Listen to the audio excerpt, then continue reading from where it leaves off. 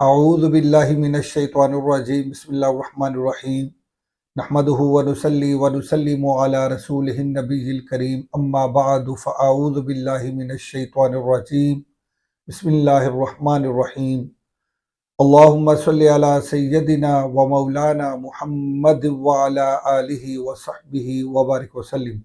معزز طلباء و طالبات و معزز سامعین گرامی، السلام علیکم ورحمۃ اللہ وبرکاتہ۔ ہمارا یہ سلسلہ ہے سلسلہ تفہیم اشعار پر مشتمل، جس میں ہم مختلف فارسی شعراء کا فارسی کلام آپ کے لیے لے کے حاضر ہوتے ہیں۔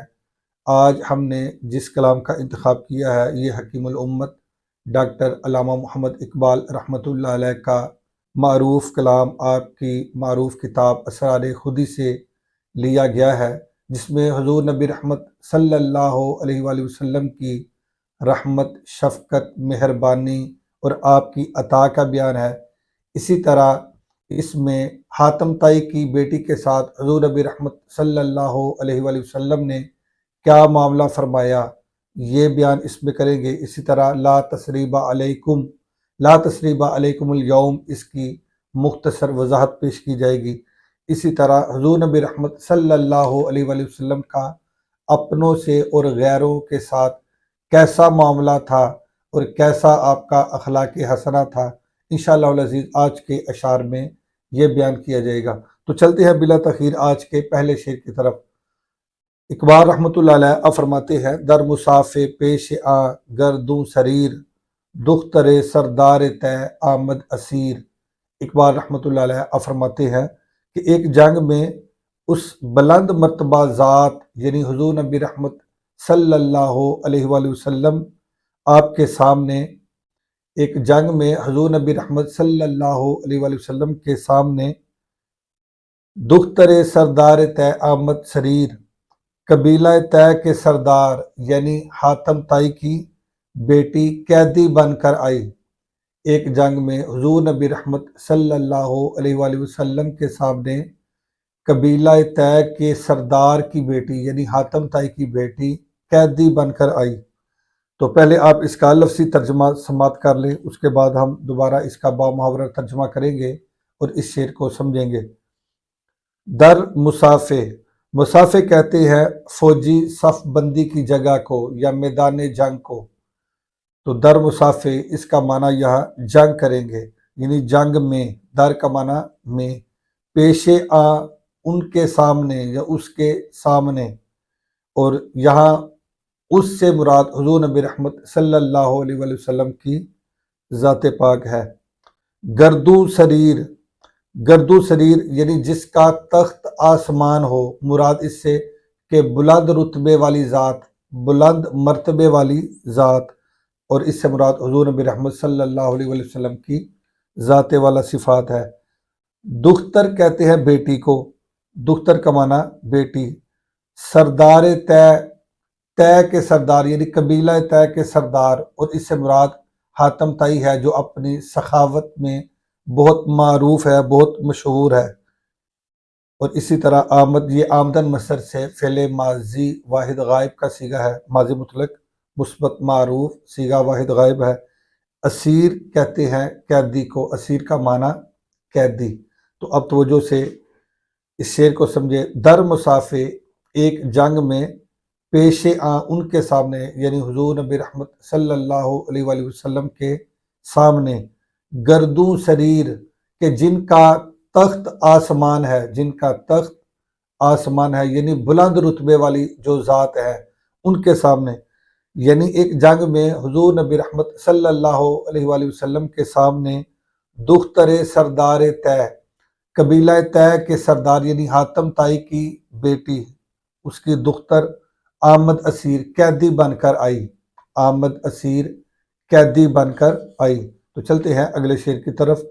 آگے آپ فرماتے ہیں: پائے در زنجیر و ہم بے پردہ بود، پائے در زنجیر و ہم بے پردہ بود، گردن از شرم و حیا خم کردہ بود، گردن از شرم و حیا خم کردہ بود۔ اقبال رحمۃ اللہ علیہ فرماتے ہیں کہ اس کے پاؤں میں بیڑیاں تھیں، اس کے پاؤں میں بیڑیاں تھیں اور وہ بے پردہ بھی تھی، اس کے پاؤں میں بیڑیاں تھیں اور وہ بے پردہ بھی تھی، گردن از شرم و حیا خم کردہ بود، اور اس نے شرم و حیا کے باعث اپنی گردن جھکا رکھی تھی، اور اس نے یعنی اس لڑکی نے شرم و حیا کے باعث اپنی گردن جھکائی ہوئی تھی۔ تو پہلے آپ اس کا لفظی ترجمہ سماعت کر لیں۔ پائے کہتے ہیں پاؤں کو، اور زنجیر کا معنی بیڑی۔ خم کردہ بود کا معنی ہے کہ خم کردہ بود یعنی جھکائی ہوئی تھی، خم کی ہوئی تھی، اس کی گردن جھکی ہوئی تھی یا اس نے گردن جھکائی ہوئی تھی۔ اب اس شعر کو سمجھے۔ پائے در زنجیر و ہم بے پردہ بود، پائے در زنجیر اس کے پاؤں میں زنجیر تھی، پائے در زنجیر اس کے پاؤں زنجیر میں تھے، یعنی اس کے پاؤں میں زنجیر تھی یعنی بیڑیاں تھیں، چونکہ وہ قیدی بن کے آئی تھی تو قیدیوں کے پاؤں میں زنجیر ڈالی جاتی ہے، بیڑی ڈالی جاتی ہے۔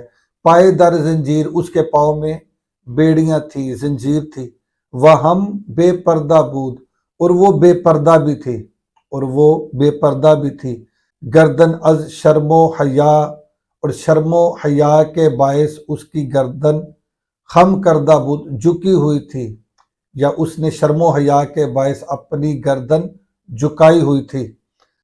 آگے چلتے ہیں تیسرے شعر کی طرف۔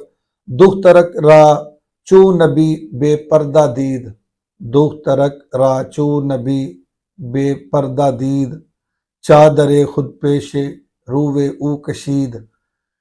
جب حضور نبی رحمت صلی اللہ علیہ وآلہ وسلم نے اسے بے پردہ دیکھا تو اپنی مبارک چادر اس کے سر پہ رکھ دی، تو اپنی مبارک چادر اس کے سر پہ رکھ دی۔ تو پہلے آپ اس کا لفظی ترجمہ سماعت کر لیں۔ دختر کہتے ہیں بیٹی کو یا لڑکی کو، اور اس میں دختر لڑکی کو کہتے ہیں، اور اس میں جو کاف ہے یہ تصغیر کے لیے ہے، کاف یہ تصغیر کے لیے یعنی چھوٹی بیٹی یا چھوٹی لڑکی، کم سن لڑکی۔ چو کا معنی جب، اسی طرح آگے لفظ آیا دید، یہ دیدن مصدر سے فعل ماضی مطلق مثبت معروف کا صیغہ ہے، فعل ماضی مطلق کا صیغہ ہے۔ چادر خود اپنی چادر، پیش روے او اس کے سامنے، کشید کا معنی کشید یہ کشیدن مصدر سے ہے، کشیدن کا معنی ہے کھینچنا، تو کشید کا معنی ہے کھینچا، یعنی چادر خود کشید اپنی چادر کو کھینچا، مراد اپنی چادر کو اتارا، پیش روے او اس کے سامنے، مراد یہ کہ اپنی چادر مبارک اتار کر اس کے سر پہ رکھ دی، اپنی مبارک چادر اتار کر اس کے سر پہ رکھ دی۔ اب دوبارہ اس شعر کو دیکھیں۔ دخ ترک راچو نبی بے پردہ دید، اس چھوٹی بیٹی کو یا اس چھوٹی لڑکی کو جب حضور نبی رحمت صلی اللہ علیہ وآلہ وسلم نے بے پردہ دیکھا، چادر خود پیش روے او کشید، تو اپنی مبارک چادر عزت و شرف والی چادر آپ نے اس کے سر پہ رکھ دی، اس کے سر پہ رکھ دی۔ تو اقبال رحمۃ اللہ علیہ نے ان اشعار میں حضور نبی رحمت صلی اللہ علیہ وآلہ وسلم کے رحم و کرم کی طرف اشارہ فرمایا ہے، اور آپ علیہ الصلوۃ والسلام کے اخلاق حسنہ کی طرف اشارہ فرمایا ہے کہ عورت ذات کو جو ہزاروں سالوں سے یہ عزت اور تکریم کسی نے نہ دی، وہ آج کریم آقا صلی اللہ علیہ وآلہ وسلم نے ایک عورت ذات کو عطا فرمائی۔ وہ عورت ذات جو ہزاروں سالوں سے عزت سے محروم تھی، شرف سے محروم تھی، تکریم سے محروم تھی، اس عورت ذات کو حضور نبی رحمت صلی اللہ علیہ وسلم نے عزت والی چادر عطا فرمائی۔ آپ نے اس کی عزت کی، تکریم کی، اور اپنی عزت و شرف والی چادر اور اپنی مبارک چادر اس کے سر پہ رکھی۔ تو حضور نبی رحمت صلی اللہ علیہ وسلم نے اس عورت ذات کو عملاً عزت اور احترام دیا جو تاریخ انسانی میں کبھی اس سے پہلے کسی نے نہ دیا تھا۔ حضور نبی رحمت صلی اللہ علیہ وآلہ وسلم نے وہ عزت عورت کو عطا کی۔ چونکہ حضور نبی رحمت صلی اللہ علیہ وآلہ وسلم سے پہلے عورتوں کے ساتھ طرح طرح کے مظالم روا رکھے جاتے تھے، یہاں تک کہ عورتوں کو، خواتین کو، بچیوں کو زندہ درگور کر دیا جاتا تھا، اور عورتوں کے ساتھ انتہائی نا انسانی سلوک کیا جاتا تھا۔ جب حضور نبی رحمت صلی اللہ علیہ وآلہ وسلم کی تشریف آوری ہوئی تو کریم آقا صلی اللہ علیہ وآلہ وسلم نے عورت کو عزت اور شرف عطا کیا اور انسانوں کے اور مردوں کے مساوی حقوق عطا فرمائے اور عزت اور تکریم دی۔ اور تاریخ انسانی میں یہ واقعہ پہلا واقعہ ہے کہ کسی فاتح نے مفتوحہ قوم کی کسی بیٹی کو ایسی عزت عطا کی ہو، کسی مفتوح قوم کی کسی بیٹی کو ایسی عزت، ایسی تکریم اور ایسا شرف عطا کیا ہو، تو یہ تاریخ انسانی میں یہ پہلا واقعہ ہے۔ جو حضور نبی رحمت صلی اللہ علیہ وسلم نے جو عزت حاتم طائی کی بیٹی کو عطا کی اور جو احترام حاتم طائی کی بیٹی کو حضور نبی رحمت صلی اللہ علیہ وآلہ وسلم نے عطا فرمایا۔ تو چلتے ہیں اگلے شعر کی طرف۔ آگے اقبال رحمۃ اللہ علیہ فرماتے ہیں، ما ازاں خاتون تے اریاں ترین، پیش اقوام جہاں بے چادرین۔ اقبال رحمۃ اللہ علیہ فرماتے ہیں کہ ہم اس قبیلہ طے کی خاتون سے بھی زیادہ اریاں ہیں، اریاں زیادہ بے لباس ہو چکے ہیں۔ ہم بحیثیت قوم اس طے کے سردار کی بیٹی یعنی حاتم طائی کی اس بیٹی سے بھی زیادہ اریاں ہیں، اس طے کی خاتون سے بھی زیادہ اریاں، زیادہ بے لباس ہو چکے ہیں، پیش اقوام میں جہاں بے چادرین، اور تمام جہان کی تمام اقوام کے سامنے ہم بے چادر ہو چکے ہیں۔ بے چادر کا معنی ہے یعنی بے عزت ہو چکے ہیں۔ ہماری تمام اقوام میں، عالم دنیا میں کسی بھی قوم کے سامنے ہماری کوئی حیثیت اور کوئی عزت نہیں، ہم بے عزت ہو چکے ہیں۔ تو اس کا لفظی ترجمہ سماعت کر لیں، اریاں تریم، زیادہ اریاں، زیادہ بے لباس ہو چکے ہیں، اور بے چادریم کا معنی بے چادر یعنی چادر کے بغیر یعنی بے عزت ہے، چادر کے بغیر یعنی بے عزت ہے۔ چادر چونکہ عزت کی علامت ہے، شرف کی علامت ہے، رتبے اور مرتبے کی علامت ہے، تو ہم رتبے کے لحاظ سے بے رتبہ ہو چکے ہیں، عزت کے لحاظ سے بے عزت ہو چکے ہیں، مرتبے کے لحاظ سے ہمارا مرتبہ، ہم اپنا مقام اور مرتبہ کھو چکے ہیں، ختم کر چکے ہیں بحیثیت قوم۔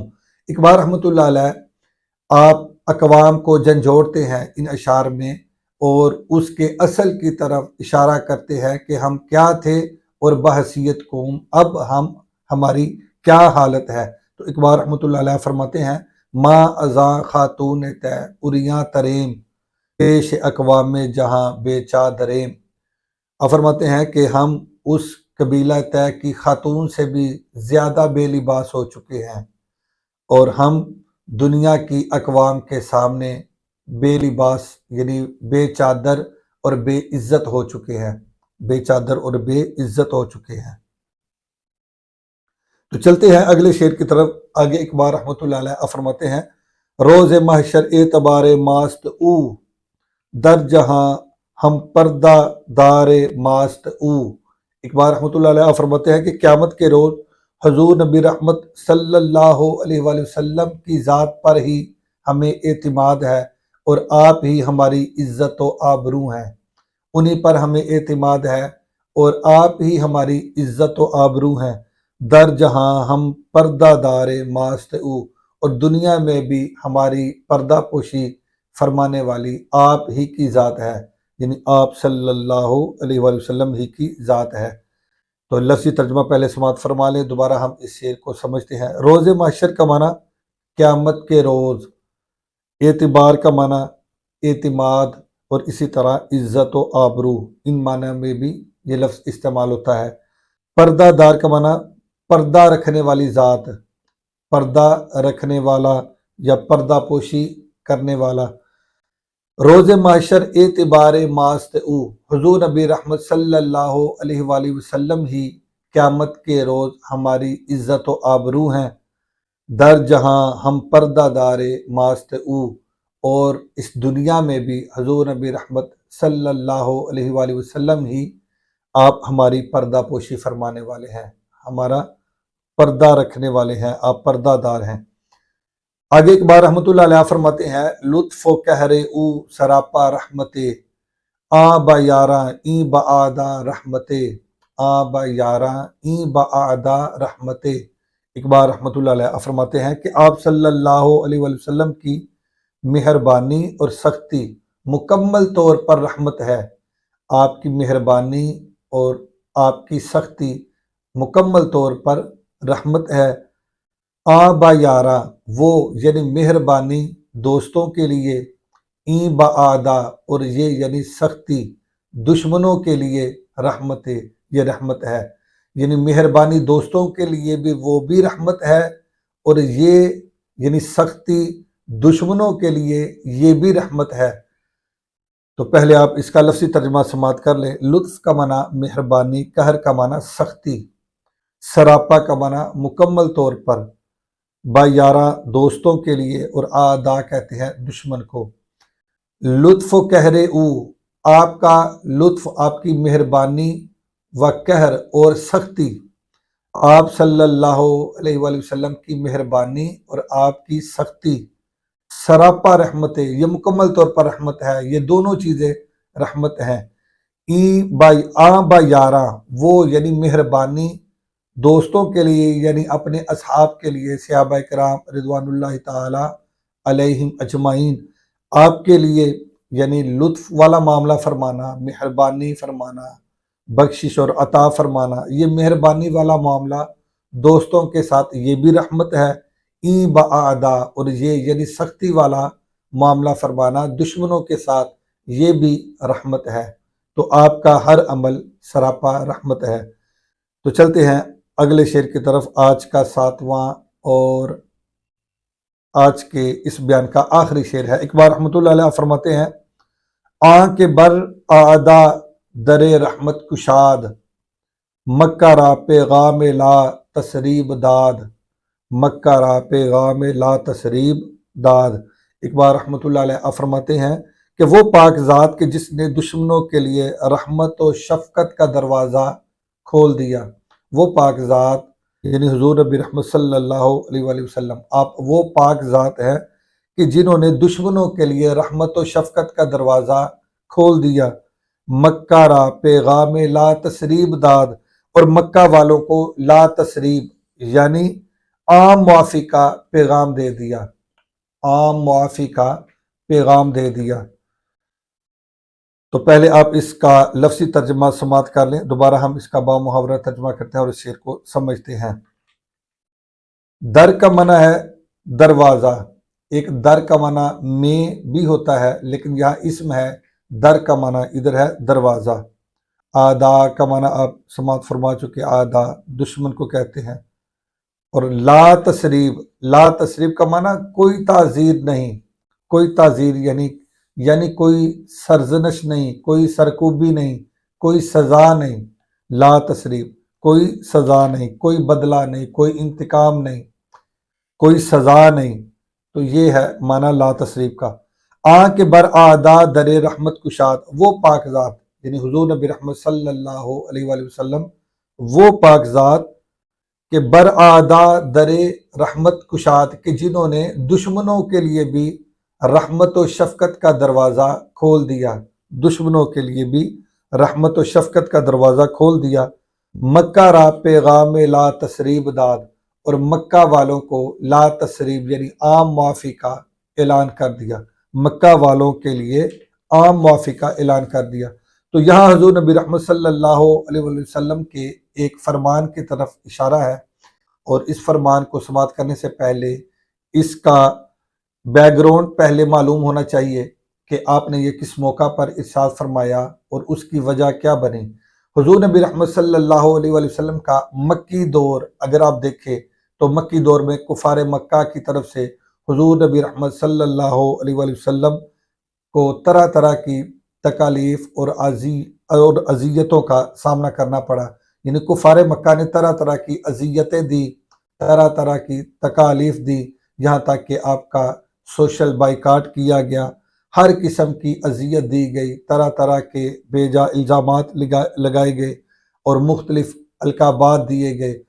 مراد یہ کہ ہر قسم کی تکلیف، ہر قسم کی اذیت پہنچائی گئی، یہاں تک کہ اہل مکہ اور کفار مکہ हुजूर नबी रहमत सल्लल्लाहु अलैहि वसल्लम के जानी दुश्मन बन गए और आपकी जान के दुश्मन बन गए और माअज़ल्लाह सुम्मा माअज़ल्लाह आपको कत्ल करने के लिए वो मुतहर्रक हो गए। तो यहाँ तक कि हुजूर नबी रहमत सल्लल्लाहु अलैहि वसल्लम ने अल्लाह पाक के हुक्म से मक्का शहर को छोड़कर मदीना की तरफ हिजरत फरमाई। तो जब फतह मक्का हुआ तो हुजूर नबी रहमत सल्लल्लाहु अलैहि वसल्लम फातह की हैसियत से मक्का पाक में दाखिल हुए। तो उस वक़्त बावजूद आपको इंतकाम लेने की कुदरत थी, उनको सज़ा देने की ताकत थी, इख्तियार था। बावजूद इस कुदरत व ताकत के होने के बावजूद करीम आका सल्लल्लाहु अलैहि वसल्लम ने आम मुआफ़ी का ऐलान फरमा दिया और तमाम अहले मक्का को आपने मुआफ़ फरमा दिया और तमाम कुफ़ार को माफ़ फरमा दिया। उस वक़्त करीम आका सल्लल्लाहु अलैहि वसल्लम ने आपने फरमाया ला तसरीबा अलैकुमुल यौम कि आज तुम्हें किसी किस्म की कोई सरजनश नहीं, आज तुम्हें किसी किस्म की कोई सज़ा नहीं, आज तुम्हारा किसी किस्म का कोई मुआखज़ा नहीं, आज तुम्हें माफ़ कर दिया गया है। तो करीम आका सल्लल्लाहु अलैहि वसल्लम ने आम मुआफ़ी का ऐलान फरमा दिया। हकीकत में ये कौल है हज़रत सैयदना यूसुफ अलैहिस्सलाम का, जो उन्होंने अपने भाइयों से कहा। तो अल्लाह पाक ने इसको सूरह यूसुफ आयत नंबर 92 में इरशाद फरमाया क़ाला ला तसरीबा अलैकुमुल यौमा यग़फ़िरुल्लाहु लकुम व हुवा अरहमुर राहिमीन। यानी हज़रत सैयदना यूसुफ अलैहिस्सलाम ने फरमाया कि आज के दिन तुम पर कोई मलामत और गिरफ्त नहीं है, अल्लाह तुम्हें माफ़ फरमा दे और वो सब मेहरबानों से ज़्यादा मेहरबान है, वो सब मेहरबानों से ज़्यादा मेहरबान है। तो ये बात हज़रत सैयदना यूसुफ अलैहिस्सलाम ने अपने भाइयों से कही थी। उनके तमाम मज़ालिम उनको याद दिलाने के बाद हज़रत सैयदना यूसुफ अलैहिस्सलाम ने अपने भाइयों से ये कौल किया था क़ाला ला तसरीबा अलैकुमुल यौमा यग़फ़िरुल्लाहु लकुम व हुवा अरहमुर राहिमीन के यानी हज़रत सैयदना यूसुफ अलैहिस्सलाम ने फरमाया कि आज के दिन तुम पर कोई मलामत और गिरफ्त नहीं और अल्लाह तुम्हें माफ़ फरमा दे और वो सब मेहरबानों से ज़्यादा मेहरबान है, वो सब रहम करने वालों से ज़्यादा रहम फरमाने वाला है। तो हुजूर नबी रहमत सल्लल्लाहु अलैहि वसल्लम ने जो ये कौल फरमाया तो ये इसी आयत के हवाले से था। हुजूर सल्लल्लाहु अलैहि वसल्लम ने फरमाया अकूलु कमा काला अखी यूसुफ, अकूलु कमा काला अखी यूसुफ, यानी मैं भी वही कहता हूँ जो मेरे भाई यूसुफ अलैहिस्सलाम ने कहा था। क्या कहा था? क़ाल ला तसरीबा अलैकुमुल यौम, आपने फरमाया था कि आज तुम पर कोई बदला नहीं, आज तुम्हें कोई सज़ा नहीं, आज तुम्हारा कोई मुआखज़ा नहीं, आज तुम्हारी कोई सरजनश नहीं, आम माफ़ी का ऐलान करता हूँ। तो उम्मीद है कि आज के अशार भी आपने अच्छे तरीके से समझे होंगे। आज के लिए इतना ही काफ़ी है। अल्लाह हाफ़िज़। अस्सलामु अलैकुम व रहमतुल्लाहि व बरकातुहू।